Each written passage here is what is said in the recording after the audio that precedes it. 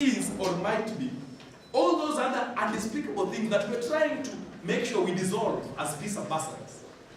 So never let people get to that situation. When you notice something like that, happening, you take care of that situation as early, because trust me, you are the adult in the room at that time. Those other people, they are not there. They are like children. You're babysitting. You're trying to make sure they reason together. But if you don't spot the signs, if you don't look at the reasons, if you don't look at the differences they have, weigh them, and decide on their behalf before making them see the reason that you're seeing also, that situation will escalate. And it will escalate from bad to worse, and you'll have failed as a peace ambassador. You will have failed from looking at the reasons, because dialogue is the only way of us curtailing war. Dialogue is the only way. What happened in post-2007? What happened in post-2007 should never have happened. It should never have happened had we had people who are dialogue-oriented. When did dialogue come? Dialogue came months after people had died. Months, days after people had suffered, after people had been virtually ejected from their homes burned, spears, kukatwa na panga, kuchomwa. After all that, that is when dialogue came. But what if dialogue could have come before? What if someone could have foreseen what was happening? What if someone could have made sure that we don't go to that level? Maybe the over 2,000 Kenyans we lost that time will still be alive today. Could they have made a difference in the economy? Yes. Could Kenya be different right now? Yes. Could our history be different right now? Of course, yes. We will not be referring to this. We will not be referring to... The other time we were in Eldoret, I think it was last year, but one, at... when you look now, what's that ground called? Kiamba. That Kiamba church. We know the story of Kiamba church. Some of us, anyway. When we were there, we were being explained by some of the residents around. By the way, it's a very deserted place, even up to now. We were being explained by some of the residents around that time. That church was burned down. And the reason as to why it was burned down, it was because it was holding people. Specifically, it was holding Kikuyus. LD at that time was an ODM zone, right? All the Kikuyus who were at that time there, it was problematic for you to be there. So, some of them went to sought refuge in this church. Wakaingia ndani, most of them. The priest said, ingeni. Akaweka chini, akawatandikia malazi, they relaxed.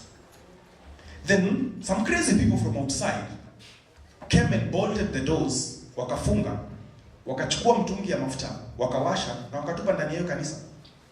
With people inside. They burned down. And you know, they've done that, and they're standing outside to make sure no one leaves. They're standing outside, kwa mlango, kwa madirisha, waiting, and wanaweza kuona hiyo kanisa imechomeka yote, so that nobody leaves. Something that even touched my mind a little bit, even more, is someone was telling us, there was about a 4-year kid who was inside there. And her mother, actually 1 year, and her mother found a way kumtoa hapo ndani akamtupia kwa dirisha, akamtupa nje. You know what happened? These guys took that kid and threw her back inside. Na wakafunga. How do we descend to such levels of inhumanity? Because of two people we don't even know personally. Now that should never have happened. These stories, we're not supposed to tell them. Why? Because dialogue should have been there. Dialogue should have been prioritized. Dialogue should have been taken seriously. Had we done that then, this child right now will probably be in class 8. His mother will be waiting, wondering about this year, ninatoa wapi pesa ya kumpeleka form 1 next year. Enjoying looking at her child run around the house. That is what would have happened had we prioritized dialogue. So, never at a time should we let people we are trying to put together and have the same thinking, leave the table. As a peace ambassador, your job is only done when the two sides are in agreement.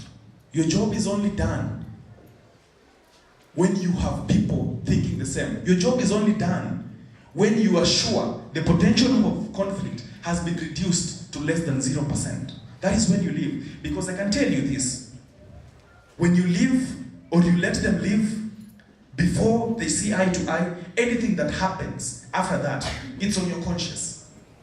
You're the reason as to why those people are killing each other. Why? Because you did not help in bringing them together. You're the reason those people are fighting at that time. Because you did not curtail that situation. You let them go. You did not spot a sign. So the responsibility we are trying to carry as of now, as of this journey we are starting, it's not a small responsibility. It is something that we're supposed to make sure we take seriously. It's something that we're supposed to make sure we use. It's something that we're supposed to make sure we don't just let go. Because in any conflict situations, we are the pH, we are the point zero. We don't bring them to our point, we fail. Dialogue and education for peace can help free our hearts from the impulse towards intolerance and the rejection of others. Dialogue and education for peace can help free our hearts from the impulse towards intolerance and the rejection of others. Teaching people that dialogue is important, especially in sources of conflict, in places of conflict, is the most important job that you have. Because they will only let you arbitrate between them when they know and they believe in your process. If they don't believe in dialogue, then there's nothing you're doing there. Because they'll be wondering, huyu si amalize atoke, sisi tupigane, tujue nani atashinda, apate. They will not believe in the process. You need to make them believe in dialogue. You need to make them want to be at the table. You need to make them realize what they will be going towards when they leave that dialoguing table. That is the part of education. That is the part of the civil education, the small civil interrogations you'll give them. You make them realize your point. You put them in your shoes and you refer scenarios that have gone far worse when dialogue was not considered. Because dialogue itself is the single most important thing in any scenario. When you talk, you are only repeating what you already know. But if you listen, you may just learn something new. Are we getting the point of that? When you talk, you are only repeating what you already know. But when you listen, you just might learn something new. What am I trying to say here? What am I trying to help you realize so that you help others realize? I'm trying to help you realize that when you are alone, it is you. But when you think of others, you are now together. You learn something new. You add something on top. When you are, this is on one side, now you are on the other side. You are fighting. Everybody is fighting for himself. But when you come together, aren't you stronger? When you start fighting together, in unison, pamoja, aren't you fighting for something better? Don't you have a better chance of succeeding when you're together? That is what I'm trying to tell you. That is what you're supposed to make these people realize. A benefit of doubt never hurt anybody. Most people do not listen with the intent to understand. And this happens a lot in times of dialoguing or in times of conflict resolutions. People listen with the intent to reply. Mtu anakusikiza tu, ndiye ajue umekosea wapi ya kujibu.